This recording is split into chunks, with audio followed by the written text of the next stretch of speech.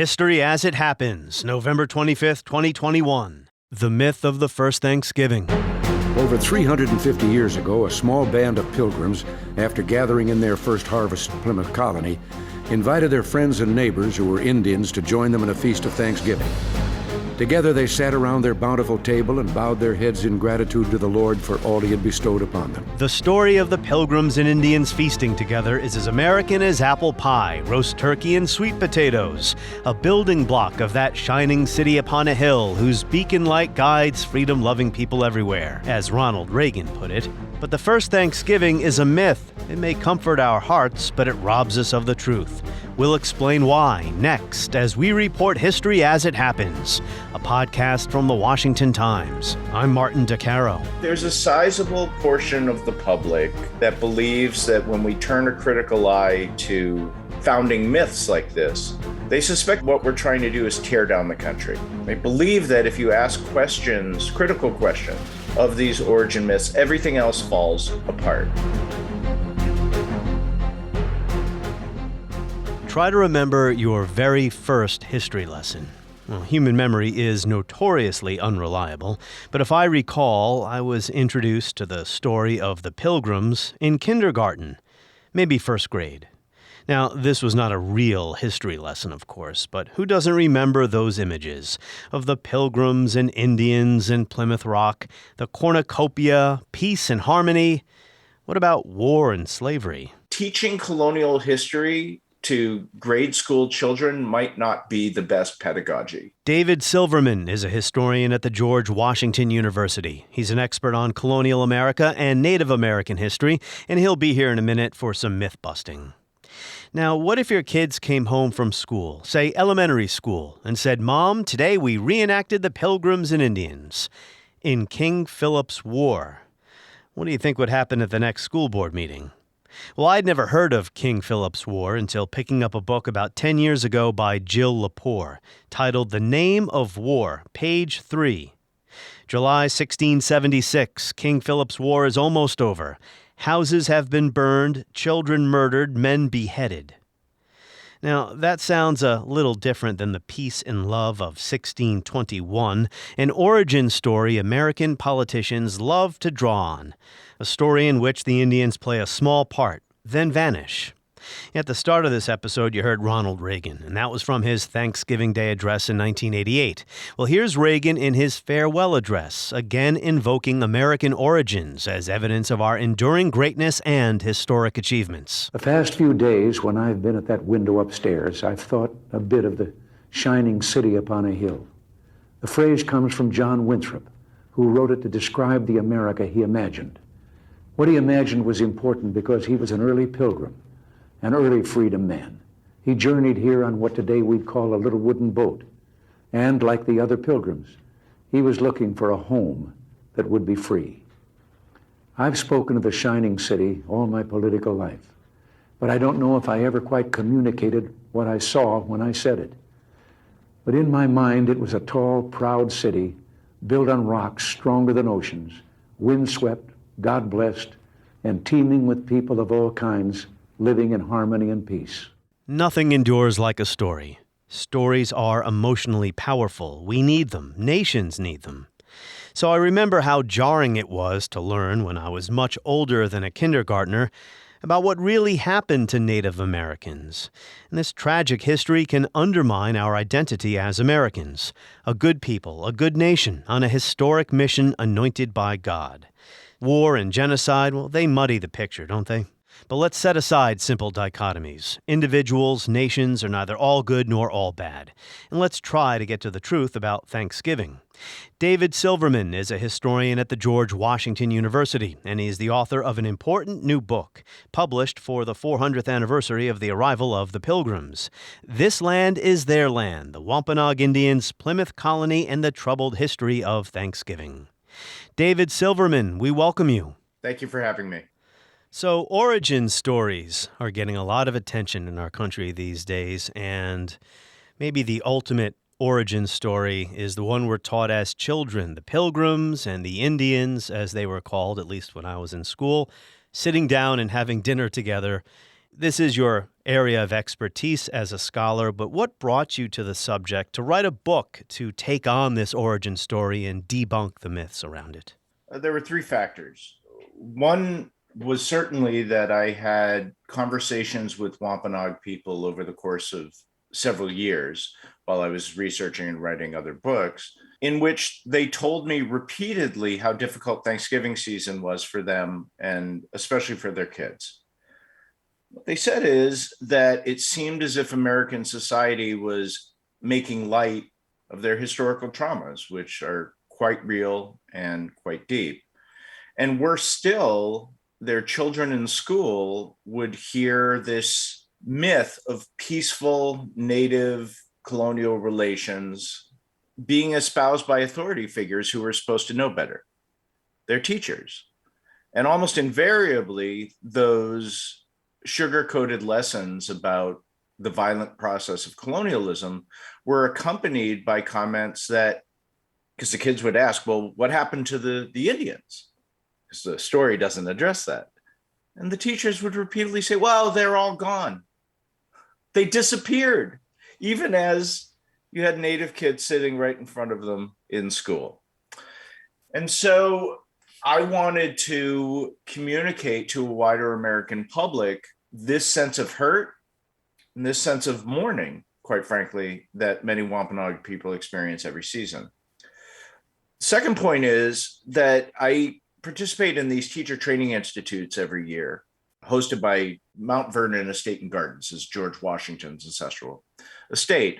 And these institutes involve bringing in primary and secondary school history instructors to meet with professional historians like myself so they can bone up on their content knowledge.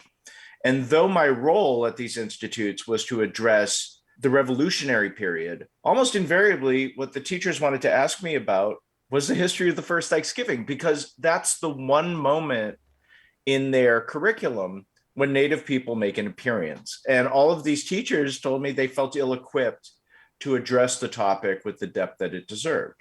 I figured that by writing a book like this, I could reach untold numbers of teachers and through them, literally millions of students. And then the final point is there's an anniversary going on. It's the 400th anniversary of the Mayflower's landing and that supposed first Thanksgiving. And anniversaries have a way of focusing the public's attention on historical episodes. So I saw this as a rare moment to reach a wider public than I otherwise would be able to. You were born at the right time, so you could write a book on the 400th anniversary of the landing at Plymouth Rock, 1621 to 2021. So you call it a heroic national origin myth. When you start poking holes in something like that, as you sought to do, that can anger people because this is, a very cherished origin story. To be sure, there's a sizable portion of the public that believes that when we turn a critical eye to founding myths like this, they suspect what we're trying to do is tear down the country. They believe that if you ask questions, critical questions of these origin myths, everything else falls apart. And I have a twofold response to that perspective. One is, this is my job. My job is to teach students and the general public to think critically about narratives that we otherwise just assume to be true. And if we don't turn a critical eye towards those narratives, we are subject to the manipulation of politicians and other people in power who will always use history to try to pull the wool over our eyes. And if we can't turn a critical eye towards our past, we have a much more difficult time of turning a critical eye towards our present. As for the oft-heard critique that if you look critically at these national origin myths, then the patriotism of the country will suffer. My response is, don't you want your patriotism to be grounded in truth and not lies? That's right. I do. I will also say it is not my job to foster patriotism. History educators are supposed to help students and the general public see a complex past in all of its complexity, not to make people feel patriotic or, for that matter, unpatriotic. That's right. It's complicated. It's good and bad mixed together. If anything, instead of having kids reenact Indians and Pilgrims, and I'm calling them Indians, but I understand that's probably an antiquated term by now, what's the proper way of Native Americans, indigenous peoples? Well, I use the term Indians in my title and throughout the book, and I do so quite consciously. And I explain at the beginning of the book why I make that editorial choice. I'll finish my question after you explain. I've been doing outreach to Native people throughout my career, talking to the descendants of the people whose ancestors I'm writing about. And what I've learned is that all across the United States, most Native people prefer the term Indian when referring to them in the aggregate. In other words, they've taken this misnomer, because after all, we're not in India, and they've appropriated it and made it a source of pride.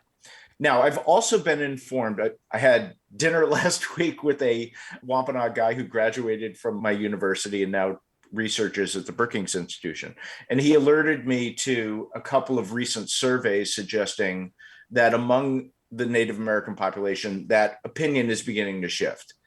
When it shifts, I'll shift my terminology, but who am I to tell these folks what to call themselves? I defer to them. And thus, I'm using the term Indians for the meantime. Well, thank you for that information. Obviously, I haven't been giving this issue a lot of thought lately. So as I was saying, instead of having school kids reenact this fanciful first Thanksgiving, they should be, hacking each other to pieces? Going to war with each other? I mean, obviously, that's not... that would anger some parents, probably. My contention in this book... I am not declaring war on Thanksgiving. I am not calling for the cancellation of the holiday. I am not suggesting that we should replace Thanksgiving with a day of mourning, such as the protest that's often held by Native people in New England and elsewhere. What I'm suggesting is that the ritual, the cherished ritual of getting together with family and friends and offering thanks for what's good in our lives, doesn't need to be attached to a false history. The two don't have to go together at all. I would also suggest that teaching colonial history to grade school children might not be the best pedagogy. Colonialism was and is a bloody business by definition. And in North America, the two most fundamental features of colonialism were Indian colonial warfare and slavery. And that's true for Plymouth Colony as for every other colony in North America and, for that matter, the broader Atlantic world. So let's not feed our children historical lies. Why don't we just wait till they're older and teach them the truth? That famous book, Lies My Teacher Told Me, people feel resentful when they become adults and realize that they've been fed propaganda as history. I never thought of it that way before, that when we start to learn about the settlement of North America, we're actually getting an education in colonialism without the colonialism. All of North America was Indian country when the colonial period began. Obviously, that's not the case now, right? All of North America is not Indian country anymore. Native people are left with a mere fraction of what they began with. And if we're going to understand how that came to be, we need to address this bloody history. I don't think the holiday is the context in which to do it.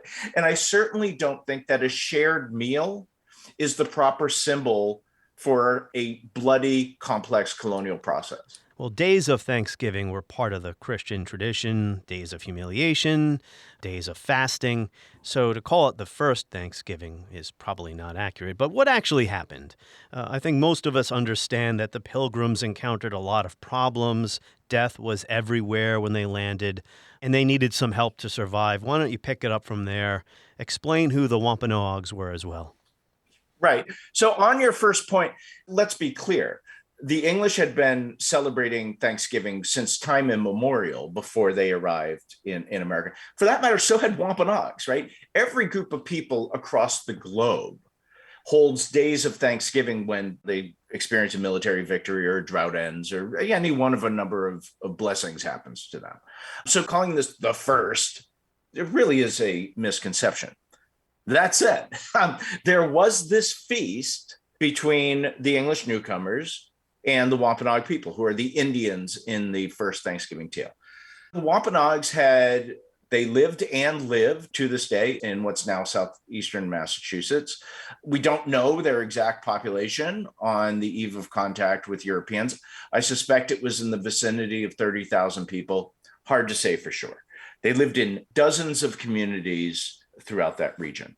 They had actually been in contact with Europeans for 100 years before the arrival of the Mayflower. That was not a first contact episode. And those relations with European explorers were overwhelmingly violent. Sometimes they began with trade, but then degenerated into the two sides exchanging blows.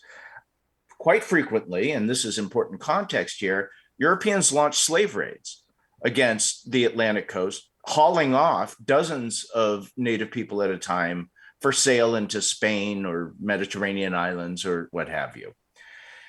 Two Wampanoags had actually managed to return to America from Europe before the arrival of the Mayflower from such raids, and thus could speak English, could explain to their tribespeople the society from which these newcomers came. Wow. So these folks had lengthy experience with Europeans and with Europe. So they're not naive. They had also, by virtue of these contacts with European explorers, contracted an epidemic disease, inadvertently introduced to them by one of these ships. We don't know its identity. I suspect it was smallpox. But between 1616 and 1619, the Wampanoags lost the majority of their population. Majority? Wow. The majority.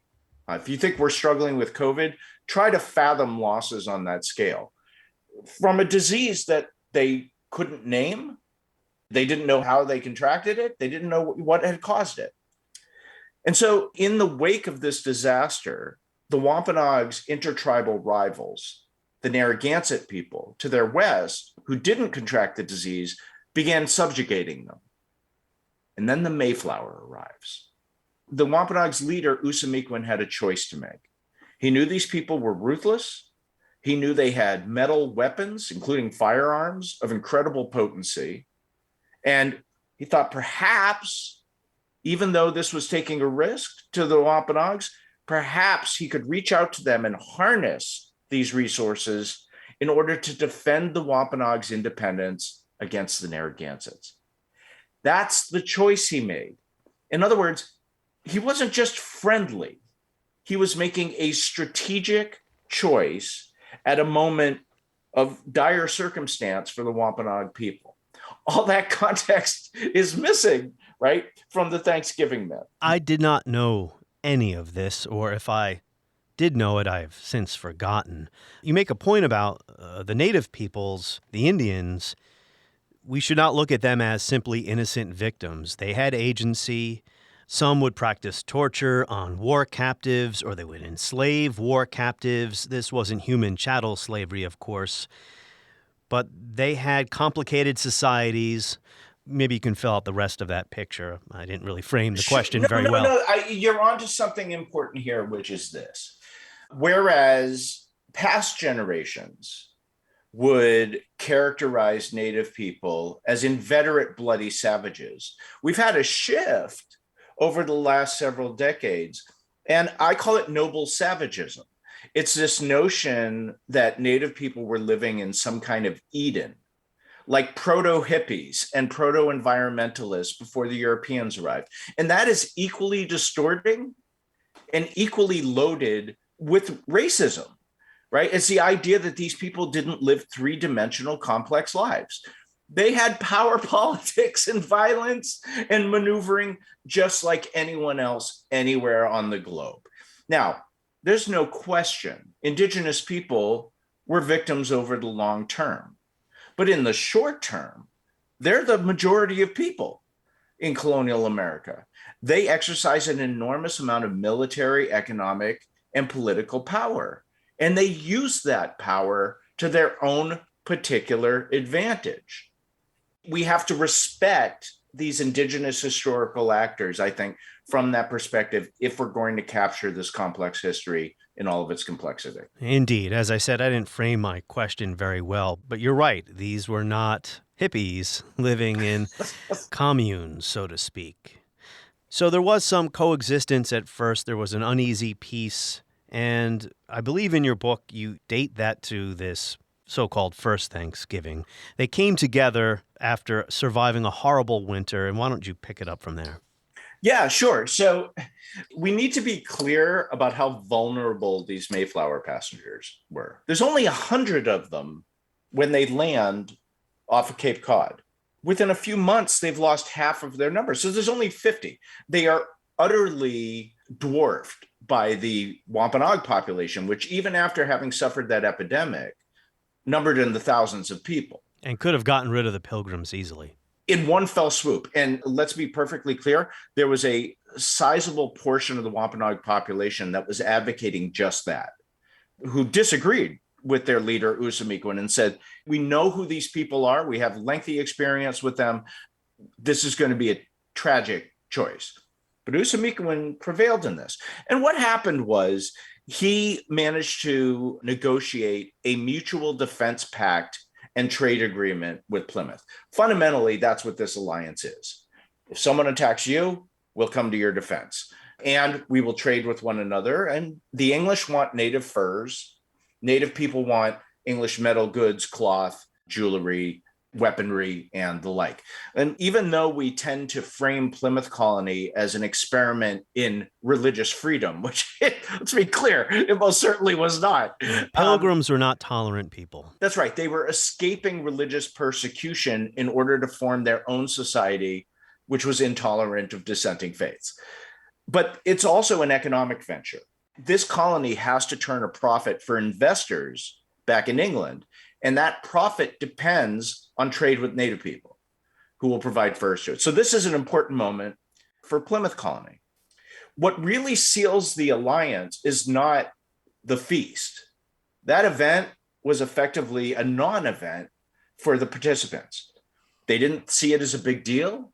They barely mentioned it. The English barely mentioned it in their writings. The Wampanoags never invoked it again in their diplomacy.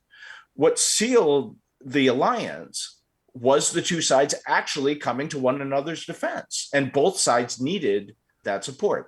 What sealed the alliance was both sides trading with one another. Plymouth, for example, setting up a trade post right outside of Usamequin's village. These are the things that bound the people together. The feast was just a continuation of that relationship. There was a feast. What it involved was the English, after months of teetering on the edge of their colony dissolving, took in a successful harvest, a harvest, by the way, that included corn, beans, and squash introduced to them by native women. When they take in this feast, they decide to breathe easy for a few days, let their hair down, have a few extra drinks, engage in some frivolity, and they decide to feast. As part of their celebration, they begin firing off guns. Well, the Wampanoags hear this sound and think the colony is coming under attack, perhaps by the French. And Usamequin and dozens of Wampanoag armed men show up at the colony. Now, this could have become an armed standoff if anyone overreacted to this surprise. But instead, the trust they had built up over the previous months led the English to invite the Wampanoags to stay, and they did. They contribute some venison to the feast. The two sides interact with one another in what amounts to a combination of a state dinner and casual interaction. And then they go their separate ways, and it's over. Did they eat turkey, I wonder? I think it's likely. The two very short accounts of this event mention that they ate fowl. Now, that certainly means ducks and geese, of which there are many around Plymouth. But an earlier entry in the Journal of William Bradford of Plymouth says that the colony had bagged a great many turkeys that fall. So probably they ate turkey. But the majority of the meal bears no resemblance to what we think of as Thanksgiving. It's mostly fish, shellfish, wild foods. They have no butter. Imagine Thanksgiving without butter. They have no flour. They have no sugar. They have no potatoes. So, if you want an authentic Thanksgiving dinner, serve eel, is what I'm getting at. Well, the local supermarket was out of frozen hams, I heard, in 1621. So right. So there was this uneasy peace, and we will get to the end of that peace with King Philip's War later on in the 1600s. But before we get to the end of our story here on this podcast, Let's talk about how this first Thanksgiving celebration became what you describe as a template. That's the words I'm looking for here. Yeah, a template for a national holiday. Because after 1621, Thanksgiving celebrations had no link to the meeting between the Pilgrims and the Indians. When did that start to change? Was it Abraham Lincoln? It takes 2 centuries plus. And I think this is an important point to consider as we challenge the Thanksgiving myth and experience the backlash, which says, well, you're tearing down this longstanding tradition. It's actually not that longstanding. Throughout the 1600s, the 1700s, and the early 1800s, there was no association of Pilgrims and Indians with Thanksgiving, none whatsoever. That association began to develop gradually. And the key moment is really the 1840s, but there's some prelude to this. In the late 1700s, Plymouth town, which was suffering economically, began essentially a tourism booster campaign in which they began lionizing the Pilgrims as founding fathers. It really was a way to drum up tourism. Then, in the 1840s, the Reverend Alexander Young published one of the two primary source accounts of 17th century Plymouth. And in it, there's this paragraph about the feast. To that paragraph, Alexander Young, the editor, added a footnote. And that footnote read, "This was the first Thanksgiving, the harvest festival of New England." Now, as a historian, trust me when I tell you, there aren't many famous footnotes in history. This is one of them. Lots of people read this footnote, people like John Quincy Adams and Ralph Waldo Emerson, and then began trafficking in the idea until it became widely taken for granted that this feast in 1621 was the model for Thanksgiving. Now, during the Civil War, Abraham Lincoln pronounces Thanksgiving to be a national holiday. It had previously been a Yankee holiday, not a national one, but he wanted to foster unity amid the horrors of the Civil War.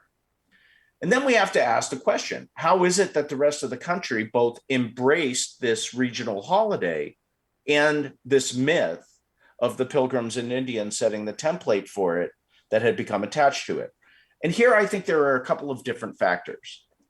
I think the main one is that the Plains Wars and the wars against the tribes of the far west were winding to a close. Much of the country was embarrassed about these conflicts, and substituting that reality with this myth of Native people consenting to their own colonization and then disappearing was a much more palatable story for Americans to tell themselves.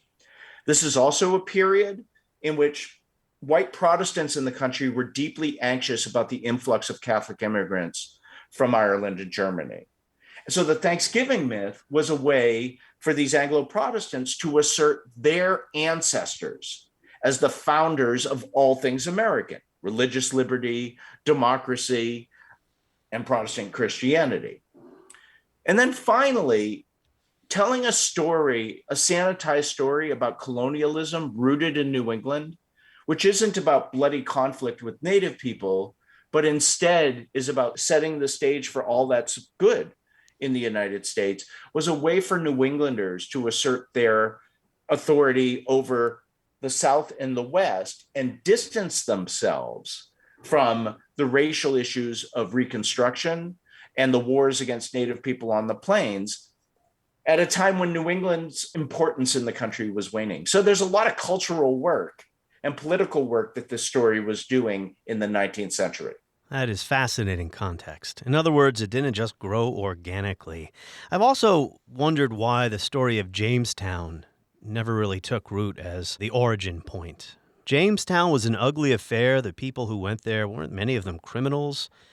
Plymouth was a family colony, was peopled by married couples and their children. It had old people and young people, and that becomes all the more true for Massachusetts Bay. But those are exceptions. Most colonies, and early Virginia is a great example of it, resembled fraternities. They're made up mostly of men between their mid to late teens and their late 20s.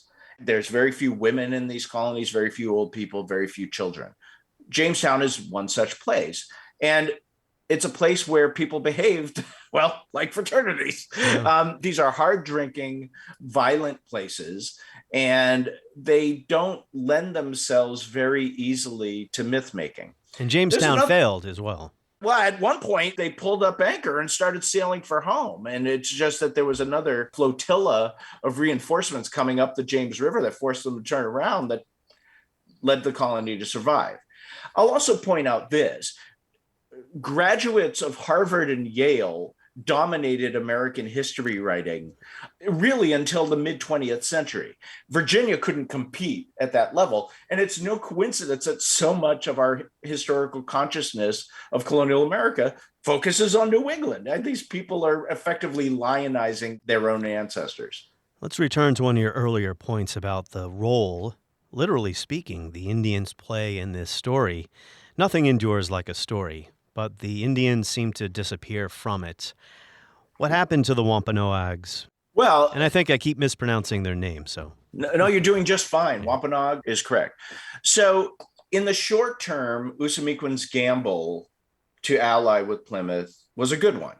Plymouth's support of him did enable the Wampanoags to fend off the Narragansetts. It did lead to an influx of English trade goods into their communities. And that was all to the good. But in the long term, and by long term, I only mean a matter of years, the Wampanoags began to realize that they had made a terrible mistake. And the terrible mistake was less the danger posed to them by Plymouth colony, which always remained a marginal, lightly populated place. The real danger is that Plymouth became the first permanent English colony and set the stage for the establishment of the Massachusetts Bay Colony to the north, which attracted thousands and thousands of Englishmen in a very short period of time. And not only English men, but English women. And those women, on average, had 8 children over the course of their childbearing years. Well, when you have a population of thousands, really, we're talking about an influx of 15,000 people in 10 years, who then are having 8 children each couple, it's a recipe for a population explosion at a time when the native population is diminishing due to epidemic disease. Furthermore, these newcomers come with livestock, cattle, hogs, sheep, goats, horses, which overran native territory and created really an environmental crisis for indigenous people. In turn, the English begin this process of land grabbing, trying to force native people from their land, to force them to agree to bargains that were patently unfair, throwing their weight around. The English begin engaging in divide and conquer against various tribes, trying to pit them against one another in order to weaken them as a whole. And so within a matter of years, not only the Wampanoags, but native people throughout the region began to match notes and say, you know what, for all of our differences between the tribes, those pale in comparison to this common threat that we all face. In other words, they're learning the meaning of Indian in a colonial context, which had never meant anything to them before. And so Usamequin's own sons, first Wamsutta and then Pametacom, known to the English as King Philip, begin trying to organize an intertribal anti-colonial league. Eventually, the tensions between them and the colonies become so fierce that in 1675, a terrible war breaks out. Initially, native people get the best of it, but ultimately, the English, with a broad assist from many other native people, put down that uprising and effectively destroy Wampanoag power. Some Wampanoags survived, and mostly those were Wampanoags who sided with the English. But most other Wampanoags ended up dead, enslaved, or driven to the St. Lawrence River Valley of Canada. Their power was shattered. I did not learn about that in first grade. I actually hadn't heard of King Philip's War until I picked up a book by Jill Lepore about 10 years ago called The Name of War. Bernard Bailyn, the great historian, in his book, The Barbarous Years, he describes what was a state of almost constant war and conflict between European settlers and Indians during the 1600s. In 1637, in his book, he talks about the Pequot War, where a massacre took place. Why don't you talk about that, David? A piece of history we're not taught as children, the attack on the Pequot Fort in 1637. Right. In many ways, King Philip's War in 1675-76 and the Pequot War of 1636-37 are linked to one another.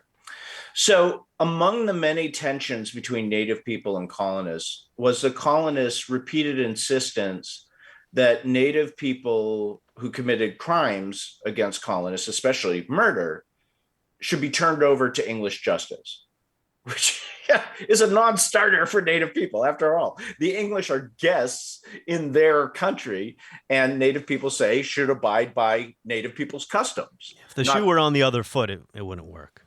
Imagine native people canoeing over to England, buying land there, and then saying that land now belongs to their jurisdiction. And any Englishmen living on it have to abide by native rules, right? It's preposterous. It's equally preposterous for them when the English do it. And so in this particular case, the Pequots had killed a few English traders. And their excuse to the English was, we thought they were Dutch. You people all look the same to us. And the English say, they started insisting that the Pequots turn over the murderers. Instead, the Pequots grant the English the land that will become Connecticut colony. And they say that should settle the matter. The English in Massachusetts say no. And then they start forcing the issue, and the two sides go to war. The English response to the outbreak of this war is to launch this assault on the Pequot's Mystic Fort with the support, let's be clear, of the Narragansett and Mohegan people. And they massacre hundreds of people in this assault, lighting their homes and the fort on fire, and then shooting down everyone who tried to escape the flames. Afterward, they enslave all the Pequots that they can get their hands on. And it's really only been a heroic effort in the wake of that disaster for the Pequots to reconstitute themselves. And they're a tribe to this very day. But they were almost entirely destroyed by the English and their native allies in this war. This was the signal, this war, to the rest of native New England, including the Wampanoags, that these newcomers were going to pose a grave threat to native people throughout the region. And it really is the beginning of these decades-long conversations between tribal leaders about trying to create an anti-colonial alliance. So King Philip's War, 1675, you touched on it earlier, a watershed moment in American history, a century before the Declaration of Independence. The outcome of the war was basically, well, why don't you pick it up from there? The outcome of the war is that the English are ascendant, native power is shattered, and any native people who survive, and there are quite a number of native survivors, are now going to live under English rule in small, marginalized communities that will constantly be subject to English land grabbing, and the English merchants, creditors, and the courts reducing native people to debt peonage and forcing them and their children into indentured servitude. They are effectively subjugated people in their own country. And let me be clear here. King Philip's War is the norm in colonial American history. Doesn't matter which region you're talking about, there is an example of a massive war between native people and colonists on the scale of King Philip's War. We know them by names of Kieft's War, the Yamasee War, the Tuscarora War, the various Powhatan Wars, and I could go on and on and on. This is the norm in colonial American history. Do you agree that these wars took on a genocidal tone? I do. And I realize in the midst of our ongoing cultural wars, it might not be especially useful to throw more gasoline on the fire. But your audience members need to understand that professional historians who are rigorous in their use of evidence and logic have, over the course of decades, come to the conclusion that genocide is the appropriate lens for understanding the history of colonial Indian and then United States Indian relations in North America. And in doing this, we're using the United Nations' own definition of genocide, to which the United States signed on. I think it's unmistakable. Look at the state of this continent now versus the state of it in the early 1600s. Look at the state of the Native American population and what they have and what control they have over their own lives. We can call it a genocide. We can call it an apocalypse. Call it what you will. It is unmistakable disaster for Native people. I was going to end with a question about what are Indians mourning on their day of mourning, but I think you've already answered it. For those of us who plan on celebrating Thanksgiving, I guess what I'm trying to say is I haven't really thought about Thanksgiving in the context of Pilgrims and Indians sitting around the table together. But for a lot of people out there who believe Thanksgiving is the epitome of an American holiday, some of this information might come as jarring. Since 1970, a group of Native activists in New England have been holding a day of mourning protest, mourning with a U, in Plymouth at the Massasoit statue overlooking Plymouth Rock. And the reason they mourn is not just this terrible history, although there's plenty of reason for them to mourn that. It's more than that. It's the way the rest of American society ignores this history. Not only ignores it, but makes light of it. Think of the images of Indian colonial relations that we remember. This Thanksgiving feast, Pocahontas saving John Smith, William Penn making friends with the Delawares under a tree, Sacagawea leading Lewis and Clark west. It's always of the Indians who helped and then disappeared. It's a long pattern of sugarcoating, of sanitizing a deeply bloody history. And that's part of what Native people mourn too. So following their lead, this is the argument that I'm making. We don't have to attach a distorted and I think damaging myth to this holiday. Let's divorce the two. I'm not calling for people to mourn on Thanksgiving. I'm not declaring war on Thanksgiving. I'm not calling for a cancellation of Thanksgiving. I'm saying let's observe this beautiful ritual without attaching a false and damaging history to it. And use it as an opportunity to learn something about our past. That's exactly right. And look, a clear-eyed view of history, grappling with uncomfortable truths, allows us to have a more clear-eyed view of our present and future, and to grapple with the uncomfortable truths that as grown-ups, we need to address in order to make a better future for our children and grandchildren. Great point to end on, although it's probably still not a good idea to have kids reenact the Pequot War in their first grade. I agree. David Silverman, we are thankful for your insights on the podcast today. And again, his new book is This Land is Their Land, The Wampanoag Indians, Plymouth Colony, and the Troubled History of Thanksgiving. And we hope all of you enjoyed your Thanksgiving holiday and took some time to reflect on our past. On upcoming episodes of History as It Happens, we're going to take a look at the 80th anniversary of the Japanese attack on Pearl Harbor, Winston Churchill's legacy, and the final collapse of Soviet communism, which happened on December 25th, 1991. Those episodes and more as we report History as It Happens, a podcast from the Washington Times.